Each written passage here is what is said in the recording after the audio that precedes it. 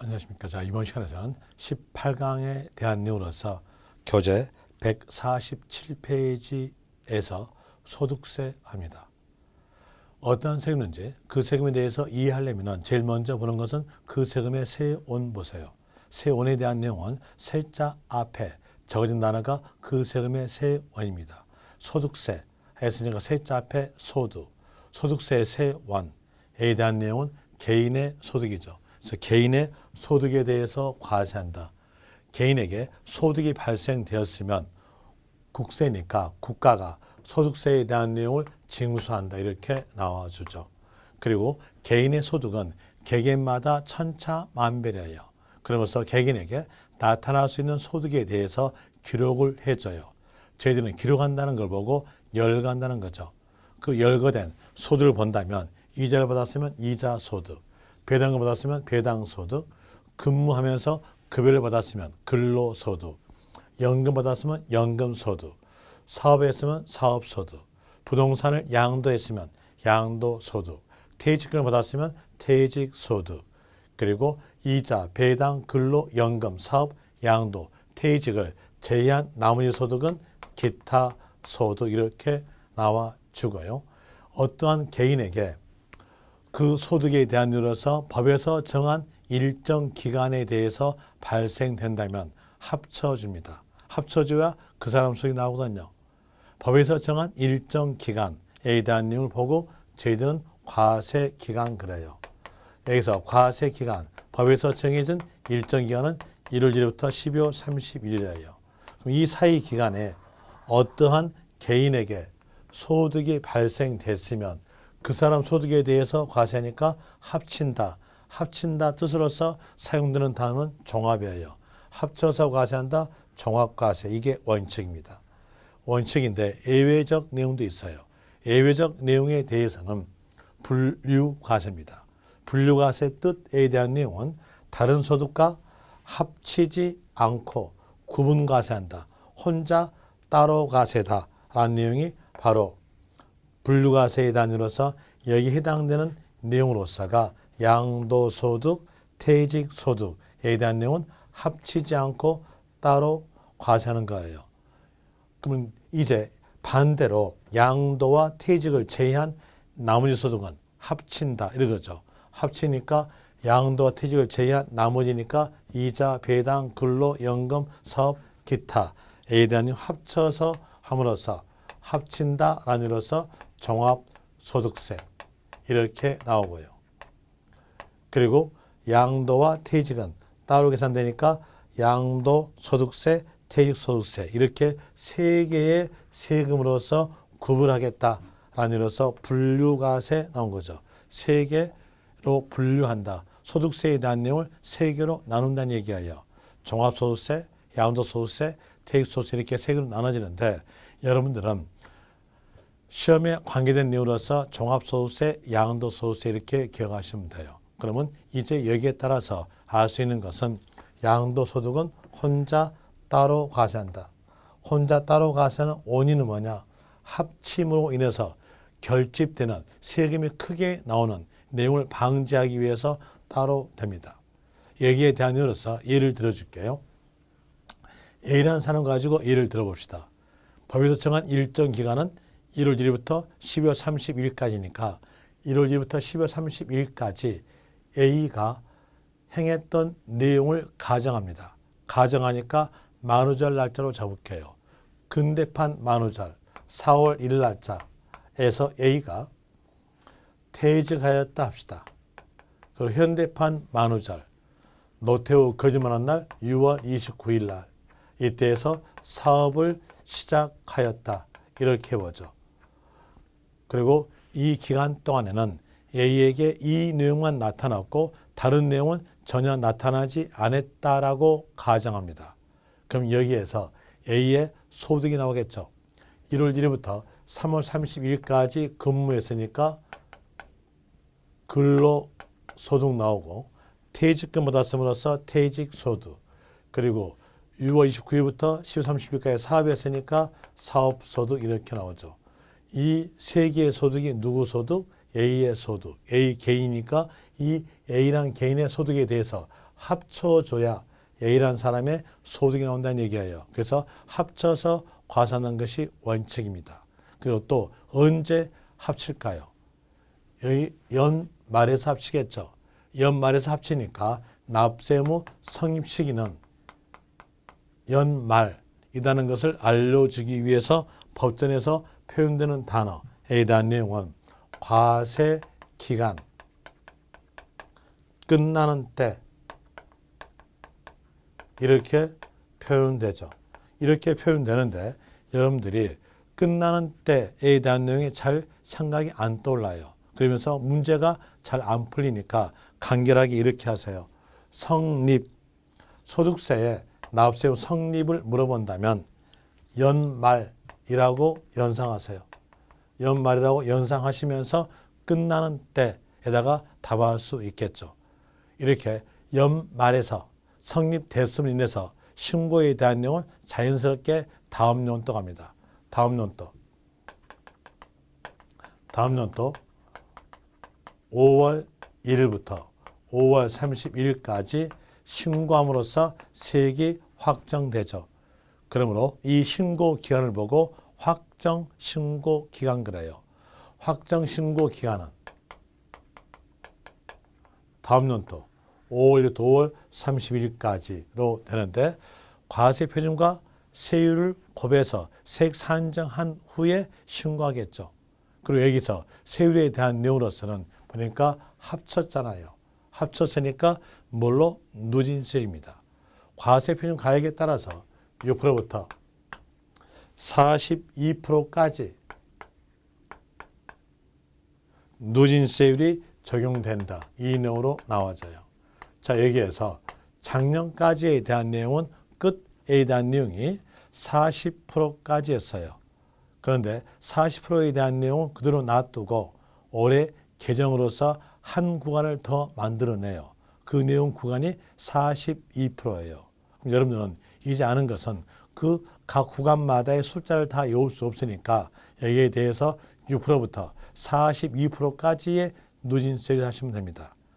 이렇게 누진세율이 적용되니까 결집되는 세금액이 엄청나게 크게 나온 효과가 발생돼요. 그 효과 발생된 것을 막기 위해서 합치지 않고 혼자 따로 과세다, 구분 과세다라는 나온다는 얘기예요. 자, 여기서 볼 때 퇴직금이에요. 퇴직금은 입사하여서 1년 근무하였음으로써 퇴직금 한 달 붙습니다. 또 1년 더 근무했으면 퇴직금 한 달이 붙어가면서 계속 근무하면서 퇴직금이 누적되는 거예요. 예를 들어서 은행에서 IMF 발생되기 전에 15년간 은행에서 근무하시다가 IMF 때 명퇴하셨다고 한다면 퇴직금에 대한 이유로서 은행마다 차이는 있겠으나 1억 9천, 2억, 2억 1천 이 정도 받고 명퇴했어요. 그때 퇴직금에 대한 내용을 다른 소득과 합쳐요. 근로, 사업과 합쳐가지고 이때 신고하게 되면 이때 신고할 때 세금액은 엄청나게 큰 세금에 대한 이유로서 아무리 공제등급이 많다 하더라도 5천만 원 정도 납부합니다. 5천만 원 정도 납부하게 되면 어때요? 엄청난 부담 되죠. 이렇게 합쳐서 결집되니까 누진세율 적용됨으로써 엄청난 세금 납부되는 것을 막기 위해서 여기에 대한 내용은 퇴직금에 대한 내용에 일색 나온 것을 합치지 않고 혼자 따로 이렇게 계산한다는 얘기예요. 그리고 근로, 사업에 대한 내용은 매년마다 발생되는 소득이니까 이건 합쳐요. 합쳐가지고 이렇게 신고하죠. 그러면 신고서가 몇 장 되냐? 2장 됩니다. 합치니까 여기에 대한 내용은 종합소득세, 혼자 따로 계산되니까 퇴직소득세 이렇게 해서 신고서가 2장 되는 거예요. 또 다시 A가 이때 시점에서 토지를 취득하였다. 그리고 1년 보유하였으면 보유이득 나오고 1년 더 보유했으면 보유이득 나오면서 누적됩니다. 또 1년 더 보유했으면 보유이득 나오면서 누적되죠. 보유하면서 보유이득이 누적 되오다가 이때 시점에서 팔았어요. 팔았으면 누적된 보유 이득이 일시에 나옵니다. 그 일시에 나왔던 요 보유 이득까지도 다른 소득과 합쳐 가지고 세금액을 산정하면 합쳤으니까 엄청난 결집되는 거예요. 결집되면서 금액이 엄청 크게 나오니까 양도소득세에 대한 내용은 합치지 않고 혼자 따로 계산되겠다. 이렇게 신고한다는 겁니다. 그러면 여기에서 신고서가 몇 장 될까요? 이 내용으로서는 합쳤으니까 종합소득세 1장, 퇴직소득세 1장, 양도소득세 1장 이런 내용으로서 석 장 돼요. 이게 바로 분류과세예요. 세 개의 소득으로서 분류한다는 뜻이겠죠. 그리고 이제 알아야 될 것, 양도소득에 대한 내용은 혼자 따로 과세다 라는 의미로서 아시고요. 그리고 또 양도와 퇴직을 제외한 나머지 소득은 합친다 라는 의미로서 종합소득세로서 아시면 되고요.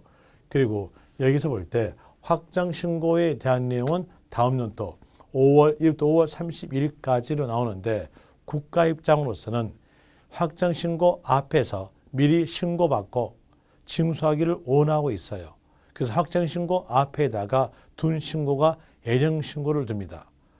그 내용을 알고 확정신고하고 비교해 볼 때 확정신고 성립되면서 신고하는 거예요.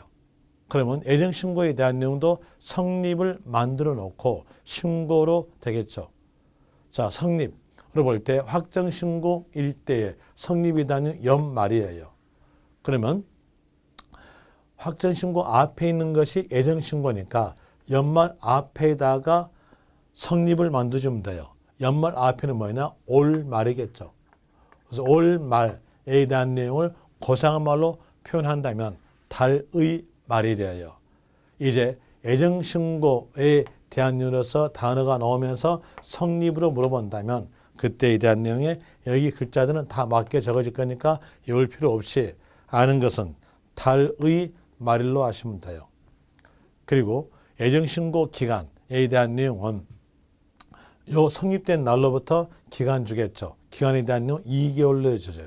그래서 예정신고 기간 나온다면 여러분들 아는 것은 달의 말일로부터 2개월 내 이렇게 아시면 되는데 좀 더 상세히 적어준다면 양도일이 속한 달의 말일로부터 2개월 내 이렇게 아시면 됩니다. 여기까지 기억하시면 되고 자, 이 내용으로서 교재 체킹하여 준다면 147페이지에서 1가로 종합소득세에서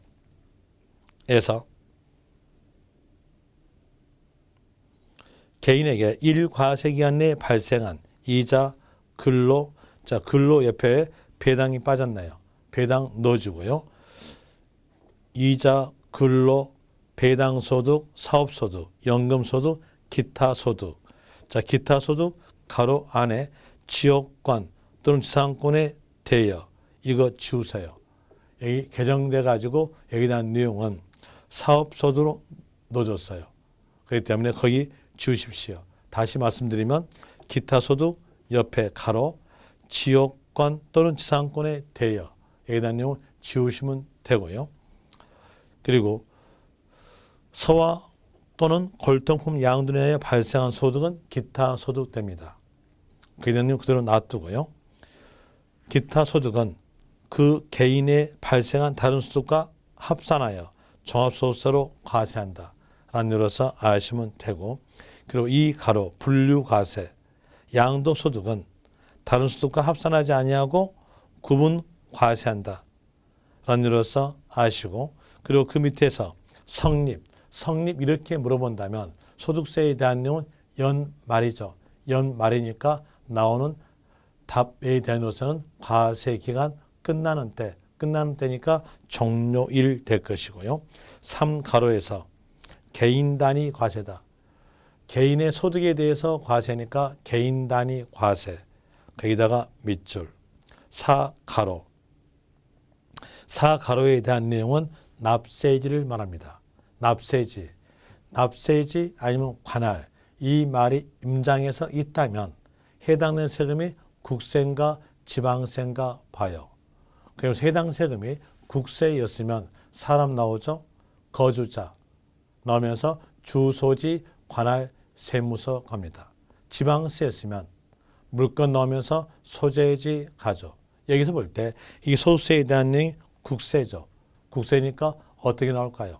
사람, 거주자, 주소지, 관할, 세무서 이렇게 나오는데 밑에 보니까 1번에서 거주자인 경우, 비거주자인 경우로 나와져요. 이제 이 내용 설명드릴게요. 거주자와 비거주자의 뜻에 대해서는 여러분들이 민법에서 배웠어요. 거주자와 비거주자의 뜻에 대한 내용은 민법에서 배웠으나마 적어주면은요. 거주자에 대한 내용은 국내에 주소를 두거나 그렇지 않으면 1년 183일 이상 183일이니까 6개월 이상 거소를 둔 자, 생활 근거지를 둔 자에 대한 내용이 거주자 이렇게 나와져요. 그리고 비거주자, 이 비자가 아닐 비자예요. 아닐 비자니까 거주자가 아닌 자, 거주 아닌 자로서 국내에 주소를 두지 아니하거나 183일 이상 거소를 두지 아니한 자에 대한 내용이 비거주자 이렇게 나오는데 여기에서 거주자와 비거주자의 구별에 대한 내용은 국내에 주소가 있냐 없냐 이걸로 구별돼요. 이걸로 구별되는데 여기서 국적은 따지지 않는다는 뜻이에요. 국적은 따지지 않고 국내에 주소가 있냐 없냐로서 구별합니다. 그런데 이 비거주자에 대한 내용은 그렇게 구별하게 되면 아주 어려우니까요. 여기에 대한 내용은 간결하게 하세요. 간결하게 비거주자는 주로 애국 사람이다. 주로 애국 사람. 국적은 따지지 않고 국적은 관계없이 주로 애국 사람 하시면 돼요. 그럼 볼까요? 애국 사람이 우리나라에 들어와서 3개월 동안만 살다가 떠났어요. 그랬으면 어떨까요? 6개월 이상 거주지 않았죠. 그러니까 뭘까요? 비거주자 됩니다.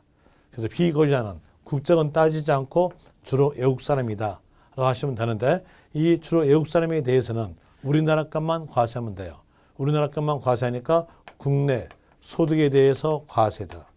국내 소득에 대해서 과세하려면 납세일을 정해줘야겠죠. 납세일 정해지는데 여기에서 비거주자는 수수지 있어 없어요? 수수지 없어요. 없으니까 이때 소득에 대한 이로서 소득이 발생했던 장소로서 해주면 돼요. 소득이 발생했던 장소니까 국내 사업장, 소재지에 대한 내용으로서 정하면 되겠죠. 이제 거기 체킹하세요. 동그라미 1번 거주자. 거주자인 경우 거주자의 주소지, 관할, 세무서 거기 밑줄. 동그라미 2번 비거주자인 경우 비거주자 나왔으면 이때는 국내 사업장 소재지 거기다가 밑줄 치면 됩니다. 그리고 뒤로 넘어가셔서 5가로 과세기간. 과세기간에 대한 내용은 방금 말씀드렸죠. 법에서 정해진 일정 기간에 대한 내용으로서 소득세에서 과세기간은 1월 1일부터 12월 31일까지다. 그리고 예외적 내용으로 가볼 때 사망이었다. 그랬으면 1월 1일부터 사망일까지 하겠죠. 왜? 사망 이후는 소득이 없으니까요. 출국이었다. 그러면 1월 1일부터 출국일까지입니다. 이제 예외적 내용은 예외적 관련 단어가 있어야 그 상황 나온다겠어요. 그럼으로써 문장에서 과세 기간을 물어볼 때에 사망 단어와 출국 단어가 없다면 원칙이다. 소득세 과세 기간의 원칙은 1월 1일부터 12월 31일까지 이렇게 하시면 됩니다. 하나 사망 단어랄지 출국 단어가 있다면 사망 단어 했을 때는 사망일까지, 출국 단어가 있다면 출국일까지가 되겠죠. 이제 이 내용으로서 설명드렸고요. 제2절 부동산 임대업에 대한 사업소득이에요. 부동산 임대업에 대한 사업소득에 대한 내용은 부동산을 임대하여 주고 받은 대가로서 가는데요. 여기에 대한 내용으로서 볼 때에 이 부동산은 사용된 거죠. 사용되니까 사용된 물건을 빌려주고 대가를 받았다면 부동산 임대에 대한 사업소득으로서 과세한다는 뜻이에요. 그리고 부동산 권리에 대한 내용도 볼 때 여러분들이 민법에서 배울 때 부동산 권리는 용익 물건을 배우죠. 용자가 사용할 용, 익자가요. 수익, 익, 물건, 물. 이러니까 이것도 사용되는 물건이죠. 사용되는 물건을 빌려주고 대가를 받았다. 그러면 여기에 대한 내용도 부동산 임대에 대한 사업 소득에 대한 내용합니다. 그리고 부동산 권리에 대한 내용은 지상권, 지역권, 임차권, 전세권에 대한 내용으로서 이걸 빌려줬을 때 사업 소득하는데 이거 꼭 기억하세요. 작년까지는 지상권, 지역권의 대여에 대한 내용은 기타 소득이다고 하였으나 그 내용을 삭제함으로 인해서 지상권, 지역권에 대한 내용도 부동산 임대에 대한 사업소득으로 들어옵니다. 이제 공부하기는 더 편하게 됐네요. 지상권, 지역권, 임차권, 전세권의 대여로서 받은 대가에 대한 내용은 부동산 임대에 대한 사업소득이다 라는 내용으로서 아시면 돼요. 여기서 포인트는 뭐였을까요? 대여. 양도 아니죠. 대여죠. 대여로 받은 대가에 대한 내용 사업소득이다 이렇게 아시고요. 그리고 또 자기 소유의 부동산을 타인의 담보물로 사용케 하고 받은 대가. 자, 이 자기 소유의 부동산을 빌려주고 대가 받았죠. 그럼 여기에 대한 내용도 빌려준 역할로서 부동산 임대에 대한 사업소득가입니다. 그리고 부동산 매매업자가 건설업자가 판매 목적으로 취득한 부동산을 일시적 대여하고 받은 대가. 그럼 여기 보니까 끝에 말이 뭐예요? 빌려주고 대가 받은 거죠. 빌려주고 대가 받았으니까 이것도 뭘로? 부동산 임대에 대한 사업소득이에요. 항상 세법에 대한 내용은 끝말로서 많이 나타나니까 끝말 보시면서 생각하시면 돼요. 끝말에가 대여하고 받은 대가 이렇게 됐으니까 부동산 임대 소득이다. 이렇게 하시면 돼요. 다시 이제 여기에서 이렇게 나왔다 합시다. 부동산 매매업자, 건설업자가 판매 목적으로 취득한 부동산을 판매한 경우로서 받은 대가. 그럼 판매니까 이건 뭘로? 사업소득가입니다. 또다시 부동산 매매업자, 건설업자가 판매 목적으로 취득한 부동산을 일시적 대여하고 받은 보증금을 은행에 예탁하고 받은 이자. 이것은 끝말이 뭘까요? 이자니까 그 뭘까요? 이자 소득입니다. 그래서 끝말로 판단하시면 돼요. 여기는 끝말이 대여 이렇게 됐으니까 부동산 임대 소득. 또 광고용 토지 중간점 나오죠. 그리고 가옥의 옥상을 중간점 나오면 뭘 생각하시면 되냐면 연결고리 아니면 또는 생각하시면 돼요. 그럼 여기에서 연결고리 해볼 때 광고용 토지를 사용케 하고 받은 대가. 그럼 여기도 빌려주고 대가 받았으니까 임대소득이겠죠. 또 가옥의 옥상을 사용케 하고 받은 대가. 여기에 대한 내용도 임대소득으로서 합니다.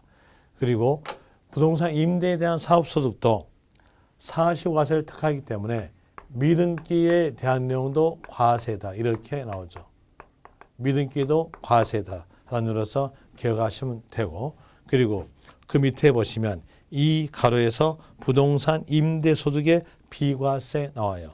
이 부동산 임대소득의 비과세, 여기에 대한 내용도 문제 잘 나온 쪽이니까 거기에 대한 내용으로서 구별하시는데, 첫 번째 보시면 동그라미 1번에서 전답을 작물 생산 소득에 이용케 함으로써 발생하는 소득. 자, 여기에서 전답 생산 소득에 이용케 함으로써 전답으로 사용케 함으로써 받은 대가에 대한 내용은 농지세로서 과세합니다. 그리고 또 농지세로 과세하고 그 전답에 대한 이용케 함으로써 받은 소득에 대해서 부동산 임대소득으로서 과세하면 이건 이중과세예요. 이중과세를 방지하기 위해서 전답으로 사용케하고 받은 대가에 대해서는 과세하지 않는다 이렇게 나옵니다. 조심하실 점, 전답으로 사용케하고 받은 대가지 전답을 다른 용도로 사용케하고 받은 대가로 된다면 그때에 대한 내용은 과세입니다. 예를 들어서 전답을 주차장으로 사용케하고 받은 대가 이래 됐으면 이때는 농지에 대한 소득이 아니죠. 그러면서 이때에 대해서는 과세당 겁니다. 그 이유로서 구별하시면 될 것이고요. 그리고 여기에 대한 내용은 읽어보시면 됩니다. 하나 2번은 꼭 기억하셔야 돼요. 그 옆 페이지 오른쪽 페이지 보시면 동그라미 2번 나오죠. 동그라미 2번에 대한 이유로서 적어주면 1세대 1주택의 임대에 대해서는 과세하지 않는다. 비과세됩니다. 왜 비과세냐면 주거 안정기 위해서 비과세해 준 거죠. 국내의 주거 안정기 위해서 이 내용은 비과세가 됩니다. 그럼 다시 이제 여기서 조심하실 점이 나오겠죠. 뭘 조심하시냐면 자, 이 주택에 대한 내용이 국외 소재 주택이에요. 국외 소재 1주택이에요. 국외 소재 1주택의 임대 이렇게 나왔으면 자, 여기에 대한 내용은 국내 주거 안정과는 관계가 없죠. 그러면서 국외 주택에 대해서는 주택수에 관계없이 과세다. 이런 내용으로서 나와져요.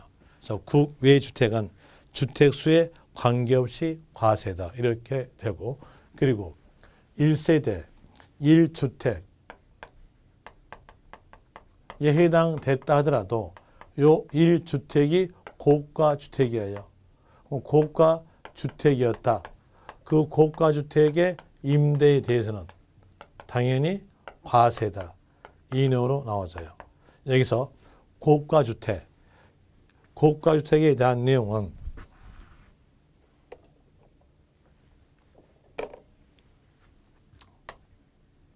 기준시가라는 말은 국가가 세금을 징수하기 위해서 각 물가마다 정해진 가액을 말합니다.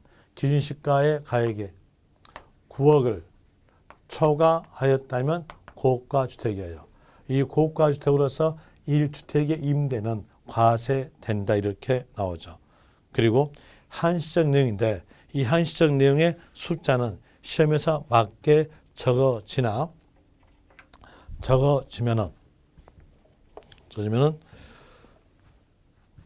임대, 자 주택 임대로서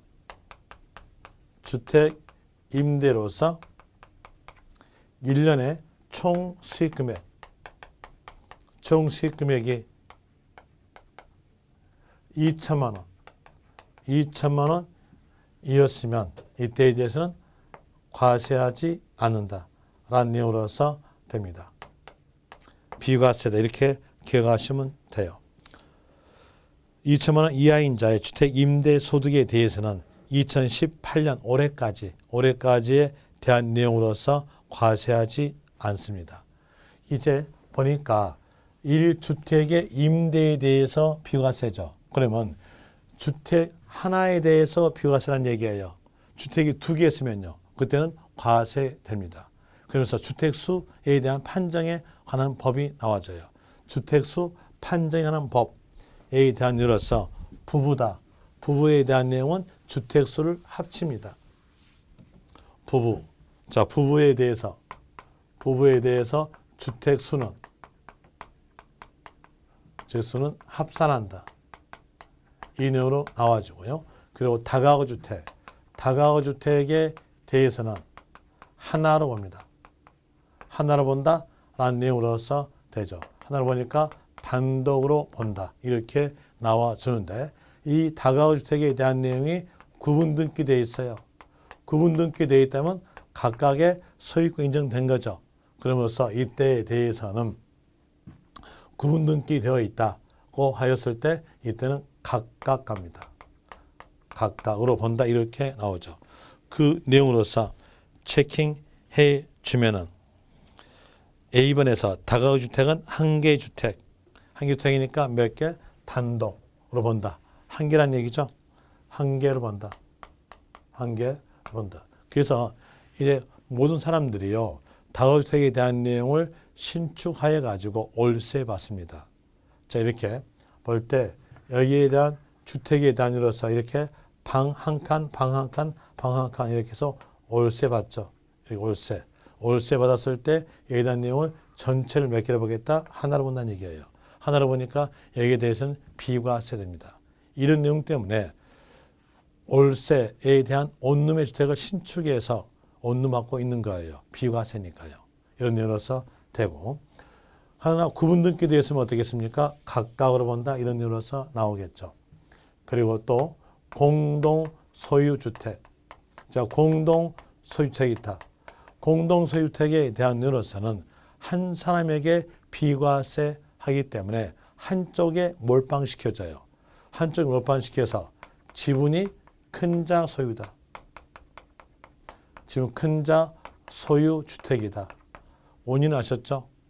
공유니까 두 사람 이상이잖아요. 그런데 하나에 대해서 비과세라는 얘기예요. 한 사람에 대해서 비과세라는 얘기예요. 그렇기 때문에 한쪽에 몰빵해서 지분이 큰 자 소유다 이렇게 나와져요. 그리고 지분이 같았다. 지금 같았다 이렇게 나온다면 그때에 대한 내용으로서는 각각 소유로 됩니다. 하나 얘기에 대한 내용 읽어보시면 돼요. 그냥 공유 나왔으면 지분 큰 자 소유다 이렇게 하시면 되고요. 그리고 또 지분이 큰 자가 두 사람 이상이었다면 그들 중 1인을 당해 주택의 임대 수입의 기속자로 정한 경우 그 소유로 계산한다 이렇게 나오는데 여기도 읽어보시면 됩니다. 이제 아는 것은 공유주택 이렇게 나오면서 임대로 물어본다면 지분 큰 자 소유다. 이런 일로서 아시면 될 것이고요. 그 다음에 주택의 뜻이죠. 주택의 뜻은요. 주택의 뜻에 대한 내용은 늘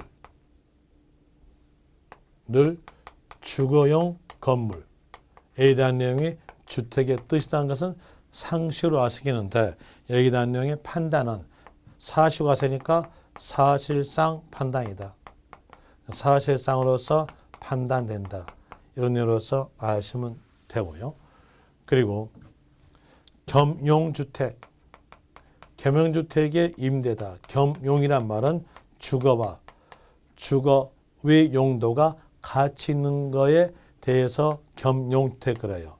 이때에 대해서는 우리에게 혜택을 줘서 일반적 경우로서 주거 부분이 주거 외보다 크다면 전체를 주택으로 본다. 이런 내용으로서 나와 주는 것이고요. 그리고 뒷페이지로 가볼 때에 150페이지 보시면 참고해가지고 부동산 임대 소득의 수입식이 나와요. 그러면서 거기 내용 볼 때 동그라미 1번에서 계약 또는 관습에 의해서 지급일이 정해진 것은 정해진 날을 총 수입의 기속 시기로 한다.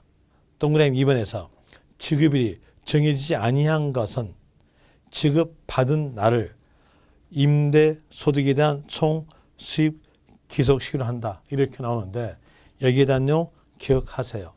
기억하시는데 왜 여기에서 수입 시기를 정해줘야겠는가를 알려주면은요. 이렇게 보세요. 이렇게 가정합시다. 자, 얘가 2017년도에 대한 내용이다. 2017년도에 총 수익 금액에 대한 내용은 언제 신고할까요?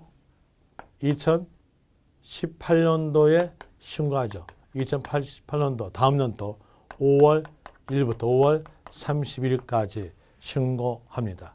자, 이랬을 때 자, 여기에서 12월 30일 날에 대해서 임대에 대한 소득으로서 받기로 한 날이에요.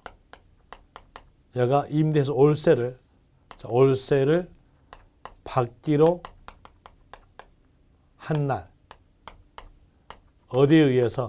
계약서에 의해서로 되죠. 그리고 또 이 받기로 한 날에서 월세금을 받지 않고 2018년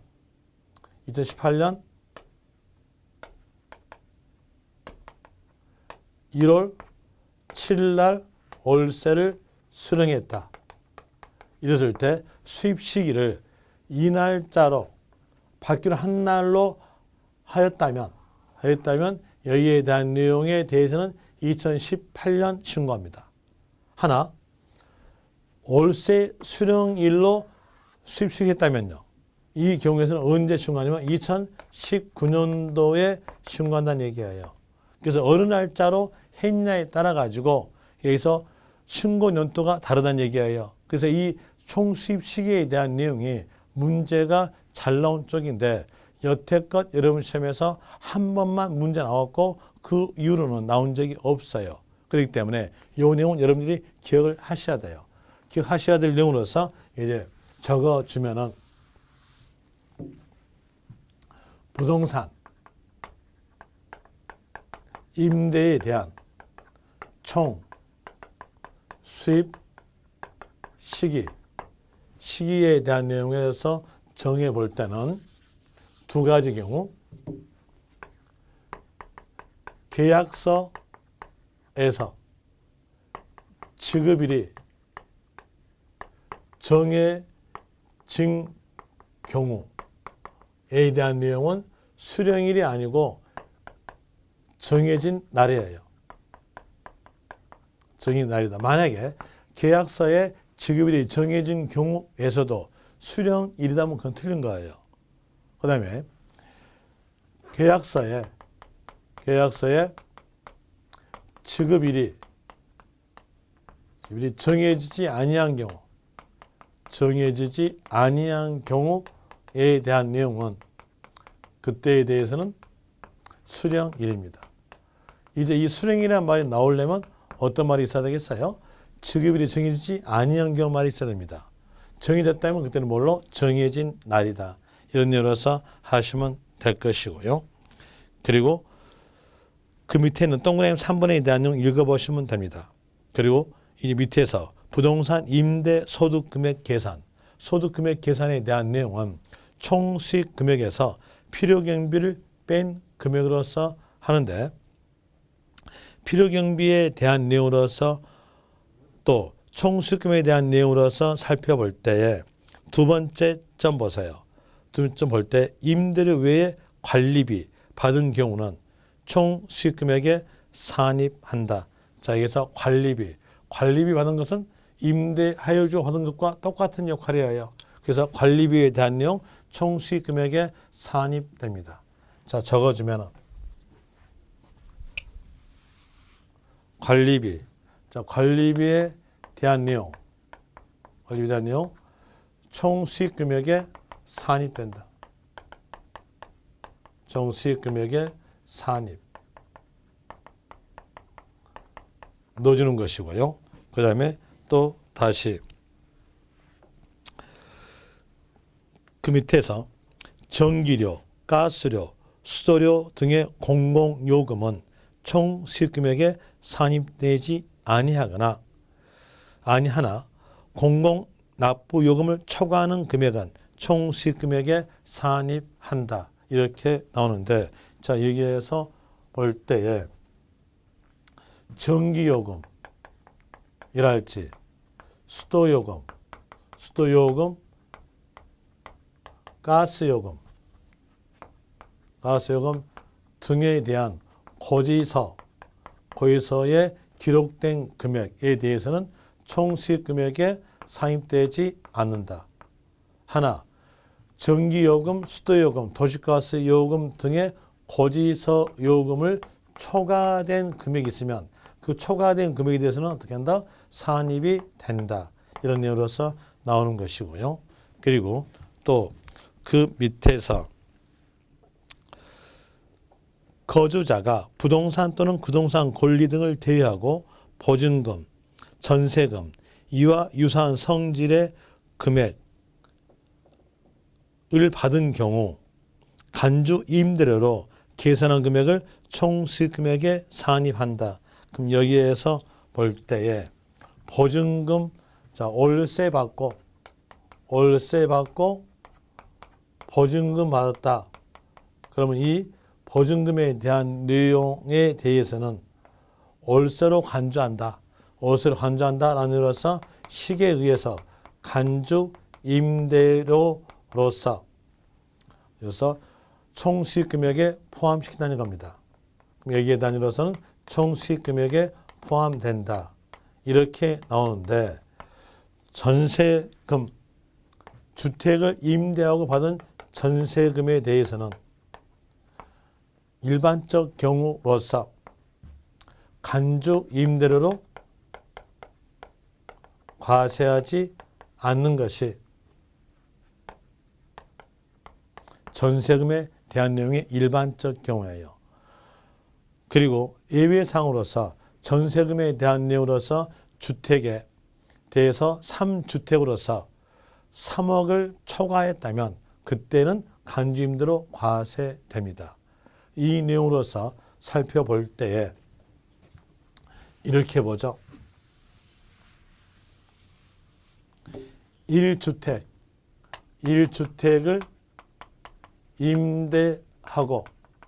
임대해주고 보증금 받고 월세 받았다. 이랬으면 자, 이 보증금이 뭐였어요? 전세금이죠. 전세금, 월세 둘 다 과세하지 않는다는 겁니다. 자, 이 전세금에 대한 이로서는 간주임대로 보지 않는다고 했으니까 이것도 과세하지 않을 거고 월세에 대한 내용도 비과세 되겠죠. 왜? 1주택 임대니까 이런 일로서 나와지고요. 또 이 1주택에 대한 내용이 고가주택으로서 임대다. 그때에 대해서 보증금 받고 이 보증금이 뭘까요? 전세금이죠. 그래서 전세금 적을게요. 전세금에 대한 내용과 월세 이랬으면 이 전세금에 대한 내용은 3주택으로서 3억 초과됐을 때 간주로 본다겠어요. 임대로서 간주한다겠어요. 그럼 여기에 대한 내용은 전세금이니까 또 1주택이니까 과세하지 않고요. 비과세하고요. 그리고 뭐만 과세다? 월세만 과세입니다. 월세에 대해서만 과세다. 이렇게 나오겠죠. 또다시 2주택의 임대다. 이랬을 때에 전세금 받고 월세 받았다. 여기에서 이 전세금의 합계액이 3억을 초과하였다 하더라도 여기에 대해서는 2주택 임대니까 이 내용은 과세하지 않습니다. 3주택 임대로서 전세금의 합계액이 3억 초과했을 때 과세한다는 얘기예요. 여기 2주택이니까 과세하지 않겠죠. 그리고 뭔만 과세하겠다? 월세만 과세다. 이렇게 나오고 이제 3주택의 임대다. 이랬으면 자, 이게 대한 내용으로서 전세금에 대한 내용으로서 3억 초과 되었을 때 거기에 대해서 과세되죠. 간주임대로서 과세. 그리고 또 월세에 대한 내용도 당연히 과세된다. 이렇게 됩니다. 그리고 상가 건물의 임대다. 이었으면 상가에 대한 내용은 주거용도와 관계없죠. 주거용도와 관계없으니까 이때에 대해서는 뭘로? 전세금, 그러니까 보증금에 대한 내용으로서 임대료로 간주한다. 간주 임대료로서 과세되고 또 월세에 대한 내용도 과세된다. 이런 내용으로서 나와주죠. 이런 내용으로서 나와진 거에 대한 내용으로서 되고요. 그리고 다시 그 밑에서 보면 부동산 임대소득 금액 해가지고 쭉 그 옆에 페이지까지 해가지고 숫자 엄청나게 나와요. 그런데 그 계산식에 대한 내용은 여러분 시험에서 안 나오니까 알 필요 없어요. 이것만 하나만 아세요. 151페이지 보시면 거기에서 간주 임대료 해가지고 표 나와져요. 표 밑에서 세 번째에 대한 이로서 이렇게 점 3개 되어 있는 거 이것만 기억하세요.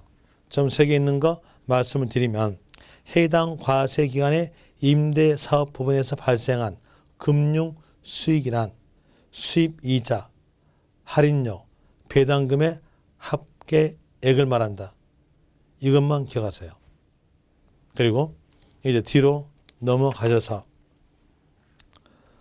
거기에 대한 내용으로서 필요경비 나오는데 필요경비에 대한 내용도 읽어보시면 됩니다. 이제 여기에 따라서 문제를 푸는데 문제 하나만 풀게요. 다음은 부동산 임대 사업 소득에 대한 설명이다. 옳은 것. 1번. 임대하는 국내 소재 1주택의 비과세의 판단 시 가액은 기준시가 6억 기준이다. 자, 여기에서 1주택의 임대에 대한 늘어서 고가주택은 과세죠. 그때 고가주택에 대한 내용의 판단은 기준시가 9억 초과죠. 그런데 여기는 6억에 대한 이유였으니까 틀렸죠. 1번 틀렸고요. 그리고 2번에서 국외 소재 1주택 임대하는 경우는 비과세다. 국외 주택은 국내 주거 안정과 관계없으니까 주택 수에 관계없이 과세됩니다. 그런데 비과세가 틀렸죠. 3번 본인과 배우자가 각각 국내 소재 주택을 소유한 경우 이를 합산하지 아니하고 부부에 대해서 주택 수는 합치는 거죠. 그런데 합산하지 아니하고 했으니까 틀렸죠. 4번에서 종료 현재 소유 중인 국내 소재 주택에 대한 주택 임대 소득의 비과세의 판단 기준시가는 계실 기준이다. 자, 소득세에서 납세형 성립시기는요. 연말이죠. 연말이니까 끝나는 때로 가야죠. 그런데 여기는 계실이다. 틀렸죠. 연초가 아니라 연말로 가야 돼요. 그 내용으로서 4번 틀렸고요. 5번 주택을 두 채 소유한 거주자가 한 채는 월세로 한 채는 전세 계약 형태로 임대한 경우 월세 계약에 의한 임대료에 대해서만 소득세 과세한다. 전세금은 과세하지 않죠. 그러면서 월세에 대해서 과세한다. 맞습니다. 답은 거기에서 5번 되겠죠. 이렇게 소득세에 대한으로서 개요적 내용을 설명을 드렸으니까 이제 다음 강의에 대한 내용으로서는 양도소득세로 가겠습니다. 양도소득세에 대한 내용은 156페이지 나오죠. 이 내용은 다음 강의에서 설명드리도록 하겠습니다. 자, 수고하셨습니다.